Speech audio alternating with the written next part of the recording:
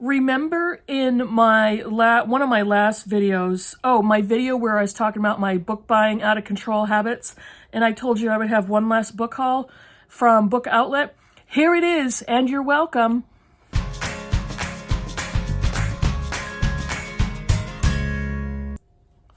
Hey Booktube, it's Kim at Middle of the Book March, and this is a book haul.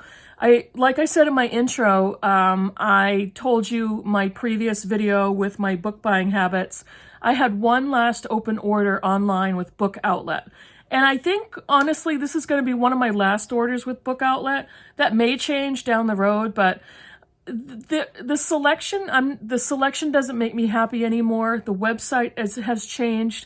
It's quite a bit more difficult to navigate the website.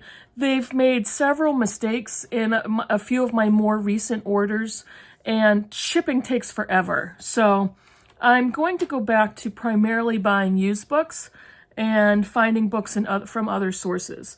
But I just received my last order, and I wanted to show you what I got because I love book hauls. Let's see, where do I start? I bought 12 books, but one became unavailable, so I'm not going to tell you about that one. So I bought a selection of things, and if you haven't noticed so far, my reading can be fairly eclectic in my book taste. So let me show you a couple of nonfiction books I got so far. This one is Double Lives, A History of Working Motherhood by Helen McCarthy. Honestly, I didn't know it at the time, but this is a pretty hefty book.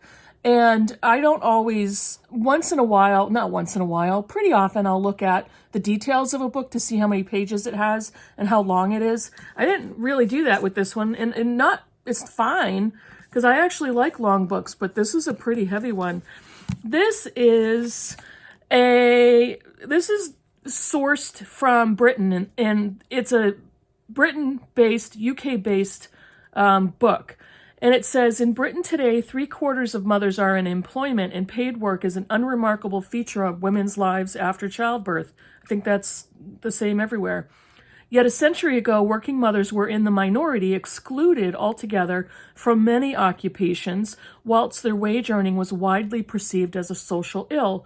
In Double Lives, Helen McCarthy accounts for this remarkable transformation, whose consequences have been momentous for Britain's society and economy. And I'm always interested to read women's history, especially about working and motherhood and all of it.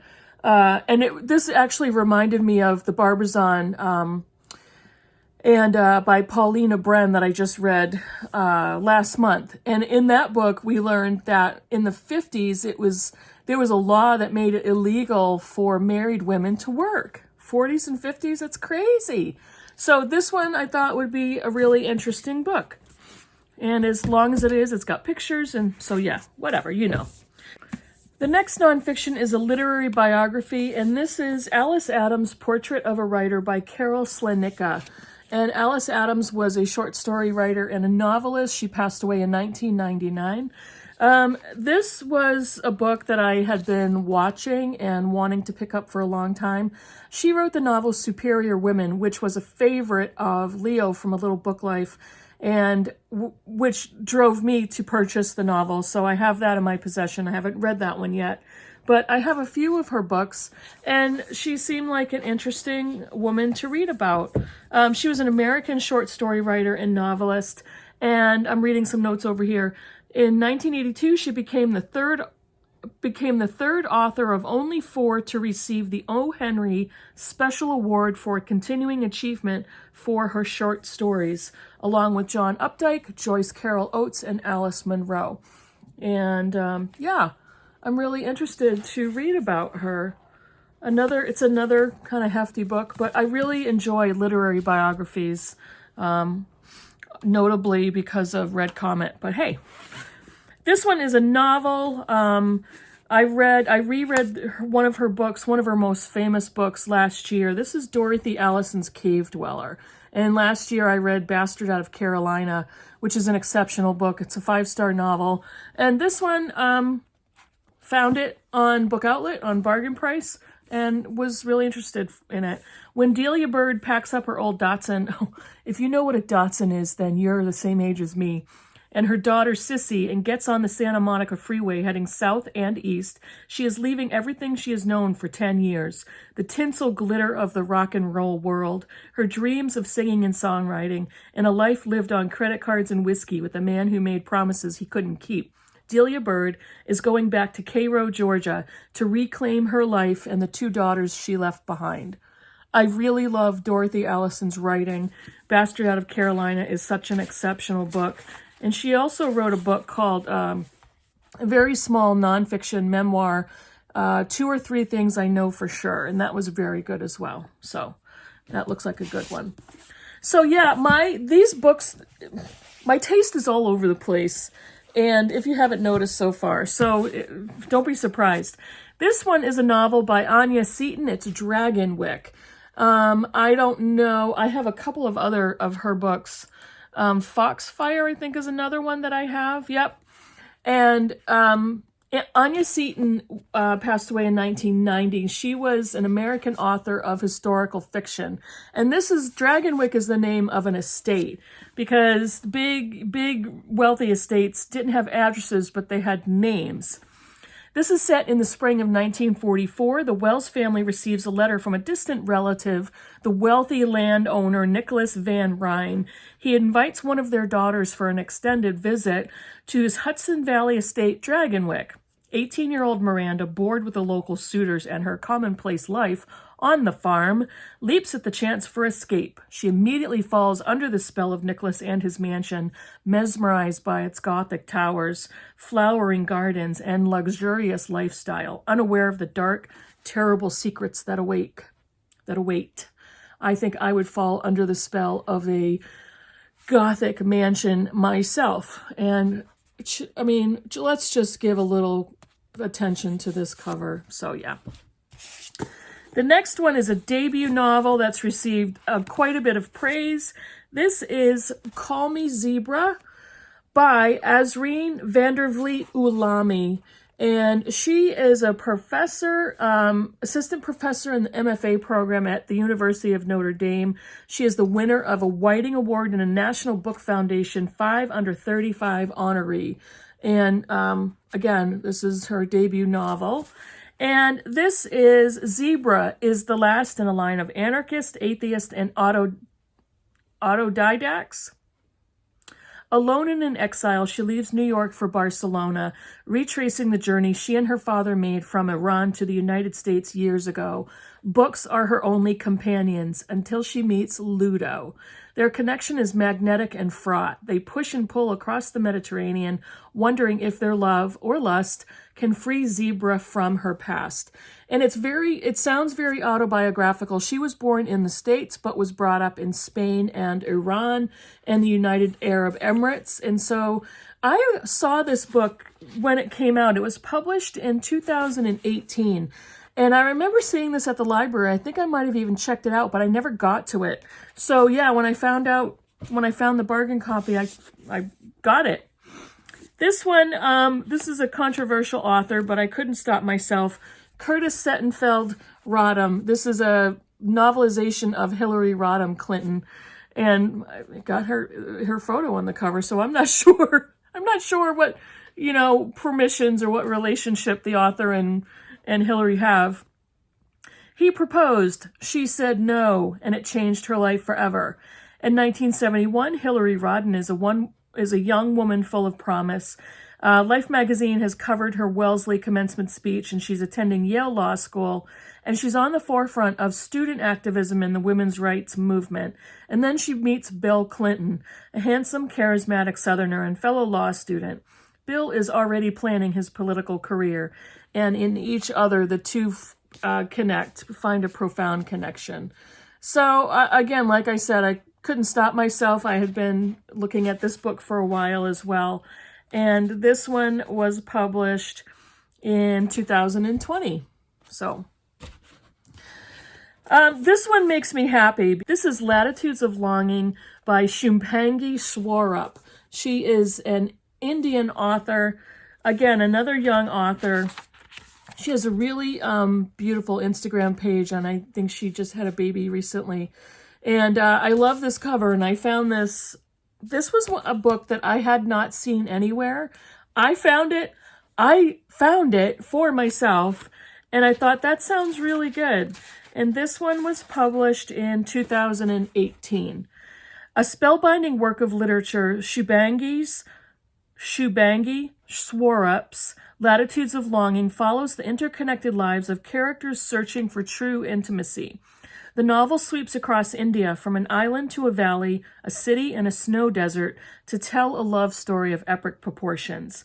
We follow a scientist who studies trees and a clairvoyant who speaks to them, a geologist working to end feudal wars over a glacier, octogenarian lovers, a mother struggling to free her revolutionary son, a yeti who seeks human companionship, a turtle who transforms first into a boat and then into a woman, and the ghost of an evaporated ocean as restless as the continents. That sounds so good, and I started to watch a talk with her on YouTube, and I'd actually like to go back to that and finish it. So that sounded really good. I bought 2 books by the same author, and he is an Australian author, and his name is Robbie Arnot. And his first book is Flames. I love this cover. I love that cover.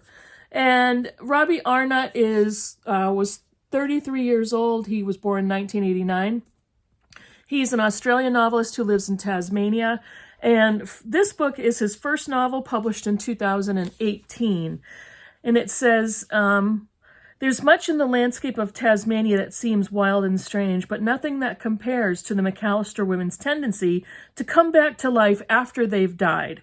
Levi and Charlotte's mother appears a week after she's been cremated, wandering across the lawn of their estranged father's home. She promptly bursts into flames and turns into ash again, but the remaining scorch marks on the grass unsettle Charlotte. Levi, imagining that Charlotte's upset is more about the fear that she too will one day come back from the dead, sets about crafting his perfectly healthy young sister a coffin, designed to keep her in the ground when the time comes. So that sounded so good. And this actually brought to mind a novel, Unburying Carol, by Josh Malerman, who wrote Bird Box. But this one sounded so good and so creative that I picked that one up. And his second novel is The Rain Heron by Robbie Arnot. I can't get my syllables out. And this book I think I saw on Greg's channel, Supposedly Fun. This is Wren lives alone on a remote frontier of a country devastated by a coup d'etat. High on the Forstead slopes, she survives by hunting, farming, trading, and forgetting the contours of what was once a normal life. But her quiet stability is disrupted when an army unit, led by a young female soldier, comes to the mountains on government orders in search of a legendary creature called the Rain Heron, a mythical, dangerous, form-shifting bird with the ability to change the weather. Wren insists that the bird is simply a story, yet the soldier will not be deterred, forcing them to embark on a grueling quest. Here we go again with the covers. I'm a sucker for a nice cover, and I don't buy books because of the cover, but they are what attracts me to a book. And that sounded really good. 2 more. This one is Aristophanes, The Complete Plays. Check that out. And I've never read Aristophanes, and this was a great buy for the collected plays, including Lysistrata, which I'm really looking forward to reading. Yeah, I don't really need to explain that one. The last book is something that I knew very little about and was so happy to have purchased it, because since I've done that, I've read into this author. Her name is Gladys Hindmarch, but she now prefers to go by Gladys Maria Hindmarch. She was born in 1940, and this is her book, Wanting Everything, Gladys Hindmarch, The Collected Works. She is a Vancouver Canadian author. She was a primary figure in the Vancouver literary scene of the 60s and the 70s, and she was also part of a poetry newsletter called Tish, T-I-S-H, as she was a community member, kind of one of few women in that poetry community. This Tish newsletter was a product of the University of British Columbia back in the 60s and the 70s, 1961, and was one of Canada's most influential literary and poetry newsletters and magazines. So this is a really interesting reading about her. She is an interesting character, and I was really happy to have kind of impulsively purchased this collection. It has everything, collected works, meaning poetry, fiction, nonfiction, so it sounds really good. That's it. Those are the 11 books that I hauled from Book Outlet, and don't expect many more book hauls from me for a little while because I don't have any current open orders. I may go and buy books in person. There's a library near me, and I actually might have missed their latest library sale that I really like to frequent. They have a monthly library book sale.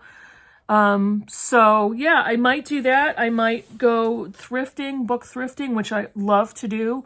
I have a couple of local Goodwills that I can usually find some jackpots and some treasures in.